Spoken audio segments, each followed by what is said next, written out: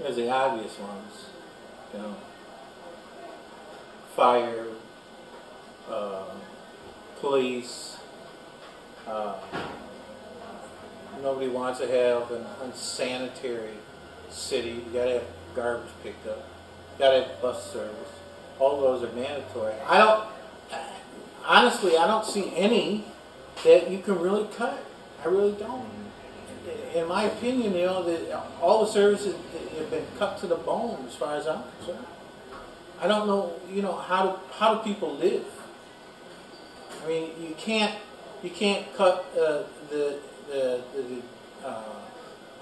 department that goes out and inspects buildings. So now you're going to have unsafe buildings for people to live in. How do you do that? I don't know. I don't know what can be cut. I go back to the same thing. You got to have a forensic audit. You got to find out where there's duplication of services.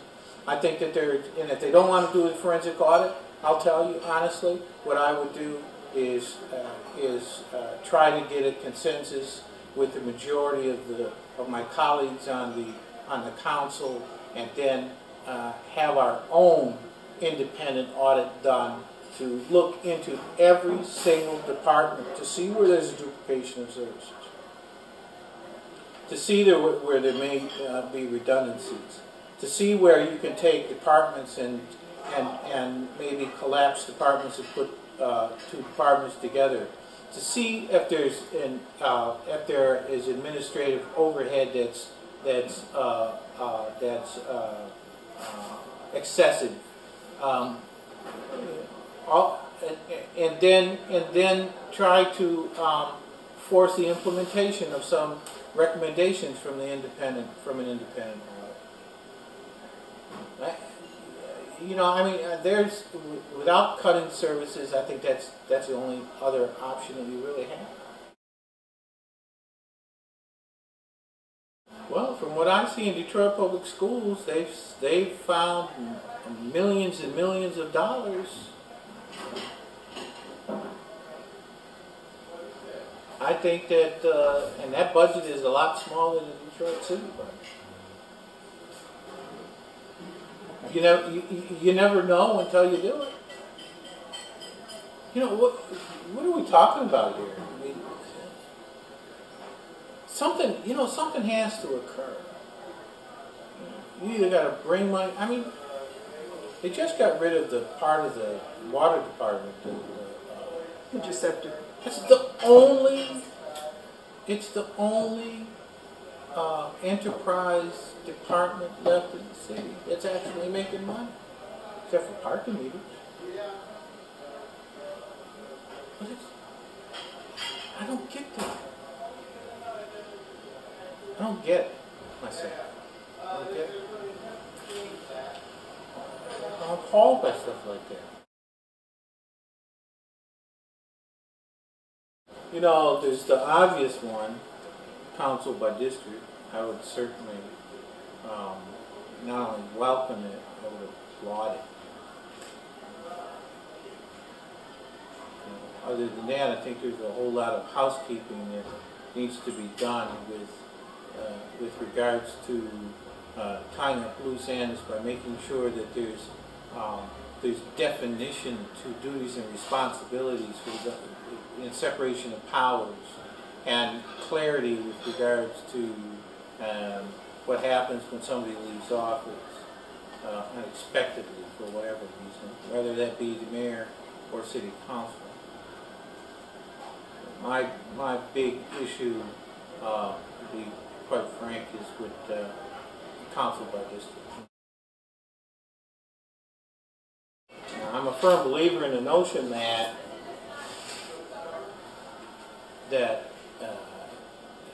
representational government is what the entire country is about. I think that for the last 200 years, you know, representational government has been the order of the day in the world. So consequently, if it's good enough for the federal government to have representatives in Congress represent a district in their home, and also be a representative of the federal government, then I think it's good enough for the city of Detroit. If the legislature in Lansing, if you have representatives who represent a district at home and then represent the entire state, I think it's good enough for the city of Detroit. And if it's good enough for the senators in the state legislature, it's good enough for the city of Detroit. And again, when I go around the city, and for 25 years of my life, I lived in Southwest Detroit. And a perfect example of areas of this city who have not had representation is Delray. I don't know how much any of you know about Delray, but Delray in the 1930s was a picture of beauty in the city of Detroit. It was a bustling part of this city. And from the 1950s until today, it has been neglected. And today, it's a dumping ground for toxic wastes. Factories spew out pollution. You just go after dark and look at the smokestacks in Southwest Detroit spewing out the filth in that community. When I lived in Southwest Detroit, behind the old 4th Precinct, between 4th Street and Verner Highway, I could smell the smoke factory in the middle of the summer. It would make you sick. Children should not be subjected to that. Elderly people should not be subjected to that. Nobody should be subjected to that. And Delray had been neglected for years and years and years. You go down there today, you'd be appalled. You'd just be appalled at how, you know, it's the epitome of urban decay. Disgusting. I suggest that if there were representational government where city council actually had to answer to people in the community, like Delray, then maybe it wouldn't be so bad. Well, maybe I'm wrong, but to be quite frank with you, I'm willing to give it a try. Because I think those people down there and anywhere else in the city where you have those kinds of communities deserve it. They deserve better.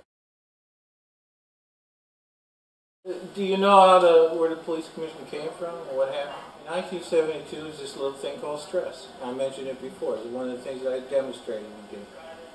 And stress was a renegade program by the police chief Nichols at the time. And this little program he had where he sent decoys out dressed in civilian clothes into the community as bait for people to rob them or to mug them. And then the police pretty much had carte blanche on how they dealt with it. The end result was, over a period of 2 years, 22 people in the city of Detroit were killed at the hands of police. In 1973, the wisdom of the city, citizens of the city of Detroit, saw fit to create a civilian police commission to oversee the police department to ensure that these abuses did not continue. Your question is, would it be better to have commissioners elected? It might be. I certainly wouldn't oppose it, because if you're talking about representational government, which I espouse, then why not?